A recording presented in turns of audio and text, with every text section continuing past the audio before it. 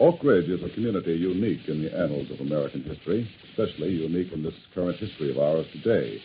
It's unique in that the town is all owned and operated by one person, and that is Uncle Sam. Atomic City, U.S.A. At the invitation of the Atomic Energy Commission, CBS reporters Alan Jackson and Joe Wershba went to Oak Ridge, Tennessee with recording equipment for the first look-see for the press and public of the hitherto secret processes for making radioisotopes at the Oak Ridge National Laboratory. They also wanted to find out how it felt to live in an atomic city, so before being welcomed by the manager of Oak Ridge operations, Mr. Richard Cook, they asked some questions. How do you like Oak Ridge? I like it very much. Do you like living in Oak Ridge? I think it's wonderful. Is there much preoccupation among the people with the existence of the atomic bomb? Do you go around saying to yourself that atomic pile is just down the road there? Well, you never think of it. Mr. Harmon, it has been said before that here in Oak Ridge, the government decides how much profit you can make out of your business. That is absolutely not true. How about you, Miss Coffey? Have you found associations of these students interesting or difficult or what? I think they're very interesting as far as the Yankees and the Southern people are concerned. I mean, then I had a fit when I thought, all the Yankees were tops and everything, and they're tops. They really got me, but after a while you just get used to it. I mean, they don't exactly have a brogue. They just get kind of in between, and I think we get along very well together. Do you find that here in Oak Ridge, husbands and wives are more apt to get in an argument with each other than they would be elsewhere? No, I think the average here is about the same as in other cities around this area. In other words, the atom bomb neither helps nor hinders family relations. I would say not. Item 131 is the most used radioisotope today. When the chips are down, as the situation is today, the function of the Atomic Energy Commission is primarily and almost overridingly a military function. Tell me, Mr. Ormer, one question I'd like to ask everybody today. Why did you come to Oak Ridge? I came to Oak Ridge because I like dealing with people, and I feel that Oak Ridge, being the center of the atomic energy program here, is most important to the world, and that the people here and their government presents a tremendous challenge, and I am proud to be a part of that program. As a representative of the AEC, it is a pleasure to welcome you to Oak Ridge to the first opening of the new radioisotope facilities to the press. As you recall, announcement was made last fall for the construction here of 2 new plant units for the production of uranium-235. These units will cost approximately a total of $227 million. Construction on one, K-29, is well underway, and the groundwork on the other, K-31, has already started. Other new facilities will also be constructed, and the existing facilities that are scheduled to remain as a permanent part of the laboratory will be rehabilitated. It is a pleasure now to introduce the General Superintendent in Oak Ridge for Carbide, who are responsible for the operation of the production facilities and the Oak Ridge National Laboratory, Mr. Clark Center. I'm honored, ladies and gentlemen, to extend a welcome to you on behalf of the Oak Ridge National Laboratory and the Carbide and Carbon Chemicals Division of Union Carbide and Carbon Corporation. I'd like to introduce Logan Emlett, who's in charge of operations at the Oak Ridge National Laboratory. I thought it might be well to just review very briefly what the isotope program has been here at the laboratory. The number of shipments per month has increased tremendously. During January of 1950, we shipped more than 630 boxes. The quantity of activity that was contained in these boxes was very small. It amounted to about a 25th of the 1/25th the weight of a dime. The weight that was paid for,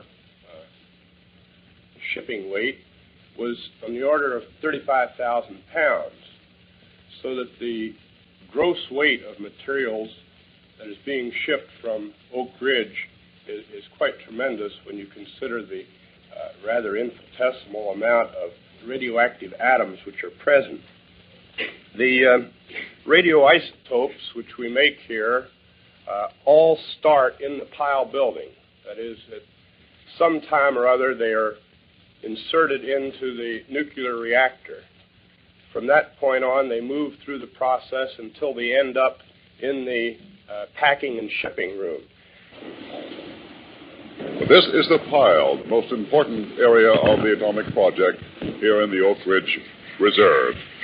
Nothing spectacular about it. It resembles any big generation building that you might see at a power plant or perhaps out at the waterworks in your own hometown.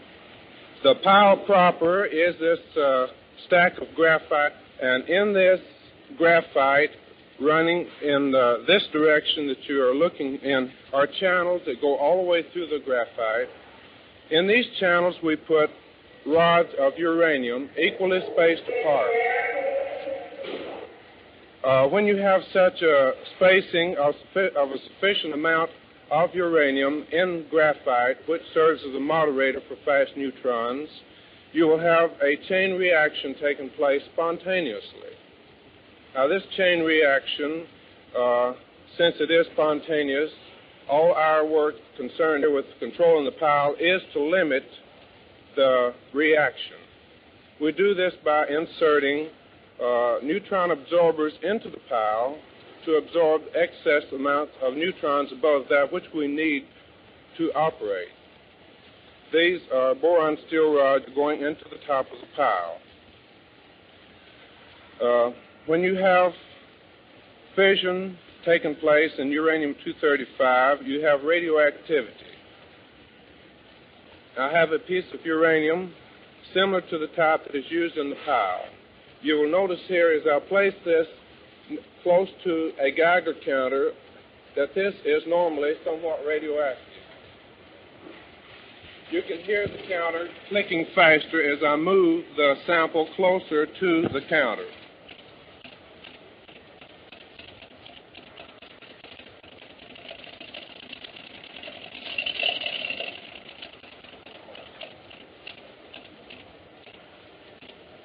This is normal uranium. It is not the purified uranium-235. We do not use that in this pile. We use only the normal uranium. This uranium is a very heavy metal. It's the heaviest metal, heaviest element found in nature. You can tell by hefting it. This is a very small piece, and it weighs approximately a pound. This is a demonstration now of the activation of a dime in the neutron field of the pile. We do this by first bumming a dime from one of the spectators, taping it to a oak slat, and pushing the slat into a hole in the pile. With the help of your guide, I will insert now the dime into the pile and then bring it back to the Geiger counter. This slat that I have here is 12 feet long. I will push it approximately 7 feet into the pile shielding and into the edge of the matrix of the pile. One small door is opened in the bank, resembling something like a safety deposit vault, and in goes a very narrow, long piece of wood with the dime on it. This piece of wood is about the same sort of thing you use to make a lattice. He pushes it in real fast and brings it out real fast. It was in there a fraction of a second, and now from here we can see the lights on the Geiger counter beginning to flash on, and the clicks are coming very fast.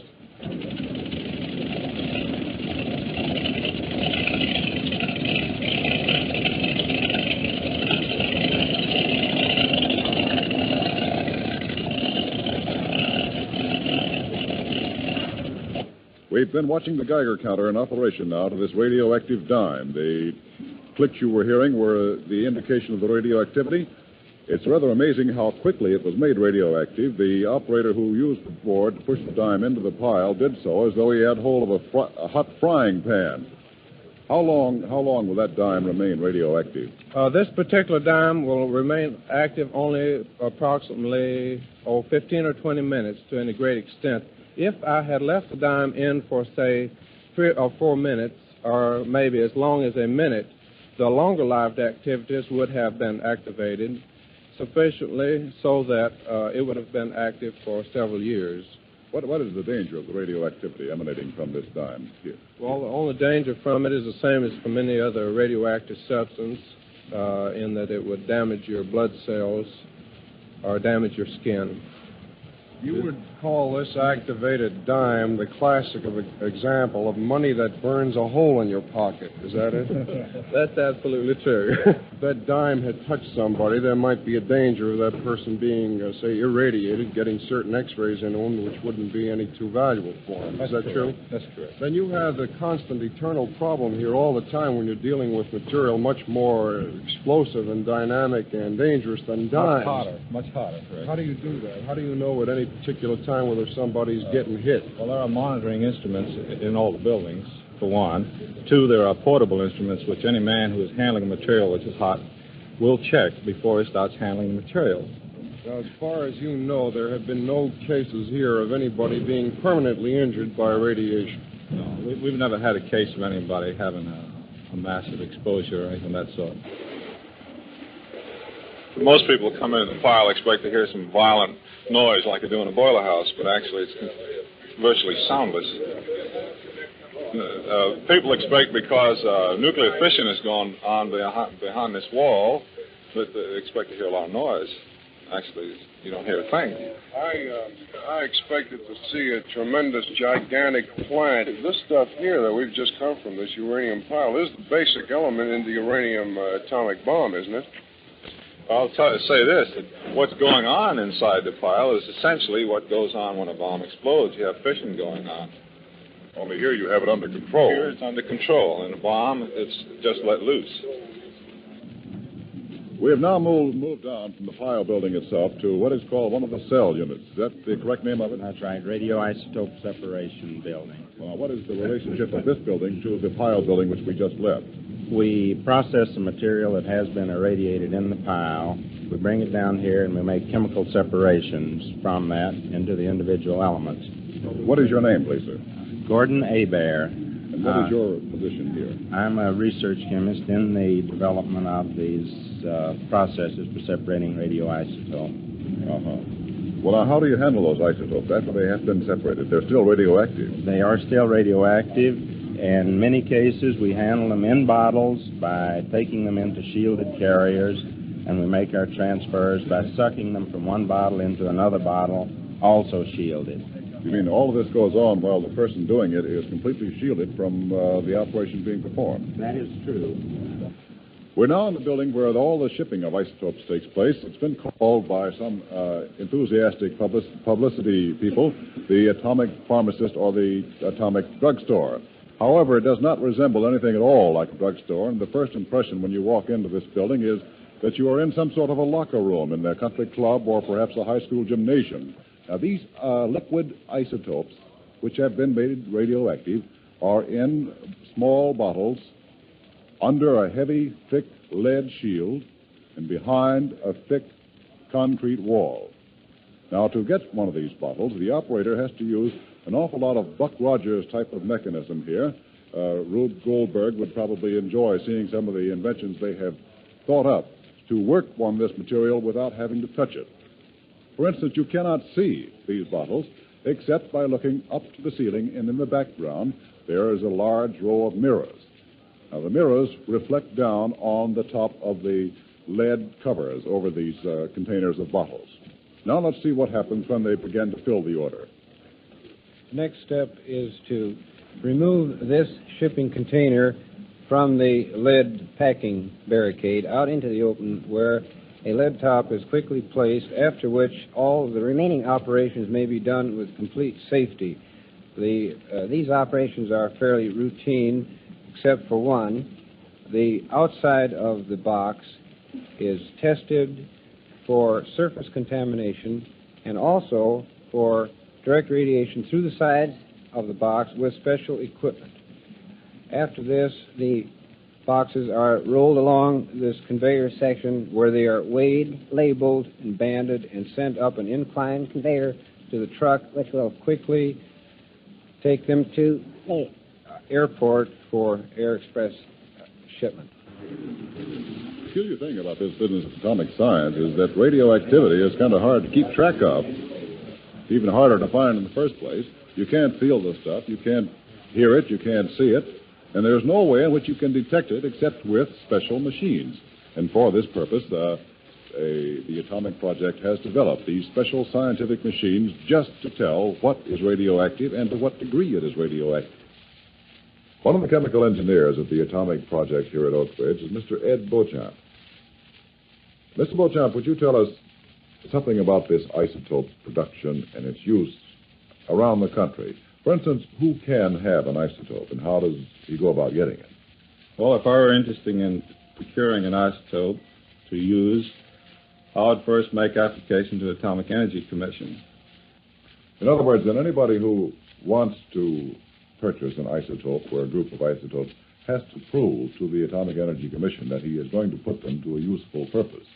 Undoubtedly, they have to prove to the Atomic Energy Commission's satisfaction that it will be of a useful purpose. As a matter of fact, requirements are that the people who use them submit reports on the progress they have made using radioisotopes. Then what it comes down to that is this: a large part of this whole atomic project, this whole atomic research, is aimed at furthering the progress of not only military science, but agriculture, industry, and medical science. It is so, and we hope that it will be continually more so. Thank you very much. Research Director of the Oak Ridge National Laboratories, Dr. Weinberg. Dr. Weinberg, we've been hearing and reading an awful lot about the atomic energy program of today. When did it first become apparent that atomic energy as such was available to us? That atomic energy existed, or more precisely, that nuclear energy existed, was known in the early part of the century. However, it was not until fairly recently, particularly about 1942, that it became perfectly clear that we could release atomic energy in a controlled manner. But during the 1930s, weren't there a number of discoveries or studies made then which made it more positive that atomic energy was a possibility? Yes, I think probably the most important of those discoveries was the discovery of uranium fission by Hahn and Strassmann in about 1939. These German chemists working at the Kaiser Wilhelm Institute found that uranium, when bombarded with neutrons, these are neutral particles of the same weight as hydrogen, these chemists found that when uranium was bombarded with such neutrons, it split into fragments, one of which was identified as barium. This was such a bizarre idea at the time that Hahn and Strassmann, in their original article, which was published in Naturwissenschaft in about 1939, stated the following. They said that as chemists, we must conclude that one of the products of the action of neutrons on uranium is barium. That as physicists, we find this impossible to believe. However, prior to the discovery of fission by these two German scientists, Enrico Fermi, working in Rome, had carried out a long series of experiments in which he bombarded practically every element in the periodic chart with neutrons.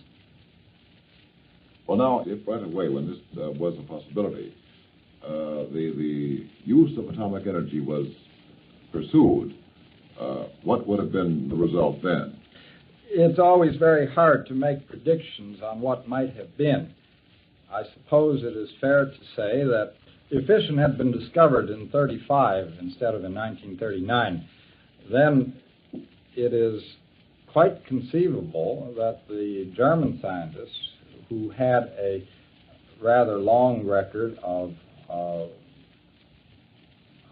collaboration with the military on the whole, would have pushed the matter to a logical conclusion much more quickly than the American scientists who had had little experience working with the military.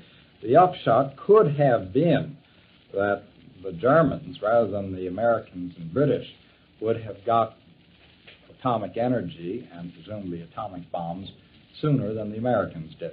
Would you care to venture a guess as to the outcome of the last war, had that been the case?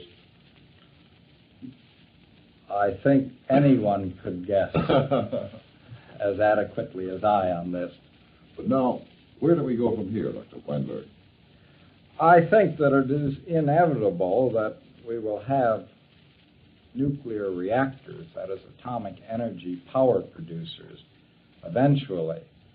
Let's put this another way here. If atomic energy is pursued to its fullest extent and can be used as the basic power of our country, of our cities, our industries and homes, can we then do away with coal mines and oil wells and gas wells?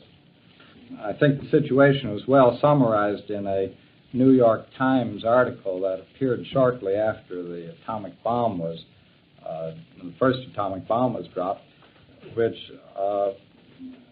gave the story of this planet some several light years away from our solar system, which had a population whose power economy was based on uranium.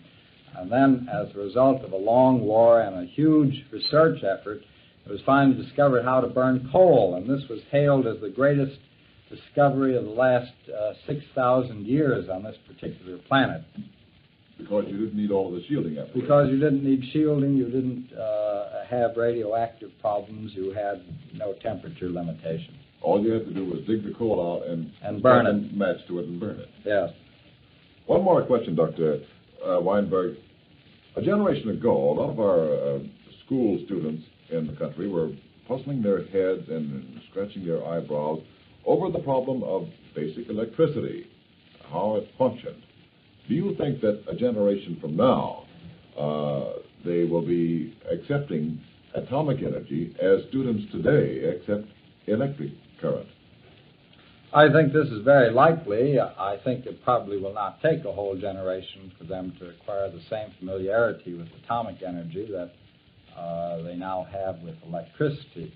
I might remind you of this New Yorker cartoon which appeared about a year ago around Christmas time, which showed this toy shop selling miniature cyclotrons, atomic energy, chemical sets, and radioactive Geiger counters for the kiddies. Thank you very much, Dr. Weinberg. Representing the government administration here for us today is Mr. Fred W. Ford. Mr. Ford, would you tell us exactly how is Oak Ridge governed as a city? At this particular time, the Office of Community Affairs, of which I happen to be director, is in charge of all community operations. We do have a city council elected by the people who make recommendations to us, but in the last analysis, the AEC, who's responsible for all operations, must have the final say. Mr. Ford, there's one question I want to ask everybody today, and that is, how do you like living here? I love it. Thank you very much, Mr. Ford.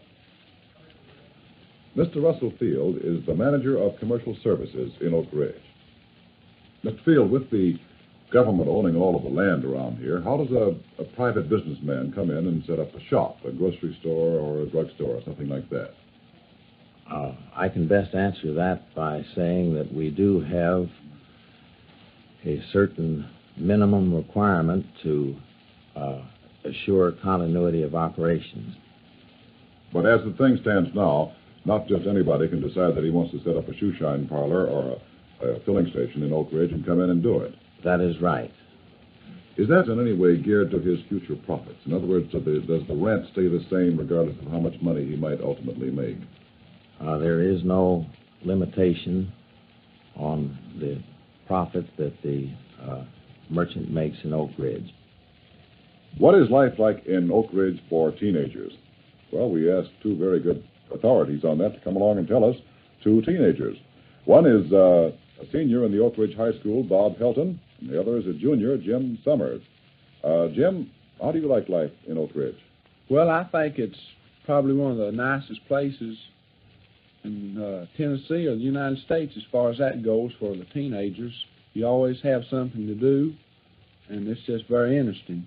Well, tell me this now, fellas. What do you do for recreation around here?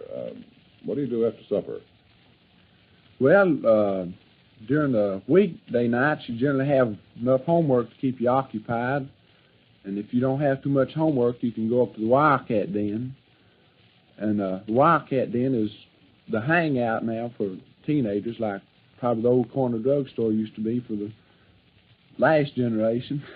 Where did it get that name, Wildcat Den? Well, Oak Ridge is known as Oak Ridge High School Wildcats, and therefore they named the Wildcat Den for the Wildcats. Of these 900 students in the high school here, are they pretty evenly divided between boys and girls? I think there are a few more girls than there are boys. What do you think of the girls here? Are they, you like them better than those back in Kentucky? Oh, yes, sir. I'm a little bit older now. I like them quite a bit better. Well, now, what about hunting and fishing? This seems to be a wonderful country for that sort of thing. You're right out here in the middle of the mountains, and without much traveling, you can be in a pretty wild country, can't you? Are you a fisherman? Yes, sir. I love to fish. That's probably my favorite hobby or sport. And if you're a bass fisherman, over here is Watts Bar Lake, about 35 or 40 miles. And then if you're a walleye fisherman over at Norris, big walleye caught out there. Let's get on a serious subject here for a moment. What sort of a school do they provide you here? Is it a good school? Oh, it's one of the best schools in the country. I think that will be shown by any of the leading educators. They can prove that. We have student government, and that's one of the main things we're proud of. Thank you very much. Now let's take another look at the picture of Oak Ridge, this time from the medical standpoint. Dr. Raymond Johnson is one of the doctors who is practicing medicine in Oak Ridge. How long have you been here, Dr. Johnson? I've been in Oak Ridge since 1944. Well, now, you are undoubtedly familiar through your studies and your work with medical facilities and conditions elsewhere in the country. How do those facilities compare here in Oak Ridge with elsewhere? I think Oak Ridge on the whole has one of the best equipped hospitals for a town of its size in the United States. Shortly after the atomic energy story itself became known, they're circulated around the country, in fact, around the world. Frequently, some stories that working anywhere near an atomic project was bad for workers' health. Is that true now? What is the situation here at Oak Ridge? I certainly don't agree that there is any danger here. I think our safety departments at the plants leave no stones unturned in furnishing protection for all of the people at the plant. And I think that there's absolutely no danger either to the workers or to we people who live in the city. Well, now, Dr. Johnson, you've lived here since 1944. That's quite a spell in Oak Ridge. How do you like living here? I like Oak Ridge. I think we have probably the best people in the world living here. The people are from all parts of the United States. They're most interesting to know, and I like Oak Ridge a great deal. Thank you very much. Thank you, Alan Jackson and Joe Wershba. There you have it, ladies and gentlemen. Atomic City, U.S.A. One of the most interesting and novel experiments in the world today. Uttermost outpost of science and a happy, progressive American small town. This recorded program has been a presentation of the CBS News and Special Events Department, produced by Tony Kraber. Of course, you wouldn't betray your country, yet many Americans do betray the principles of freedom and democracy when they preach or practice intolerance against a fellow American because of his race, color, or religious creed. Don't you betray democracy. Speak out always for better understanding. Remember, a united America benefits us all, so do your share to contribute to unity. This is CBS, the Columbia Broadcasting System.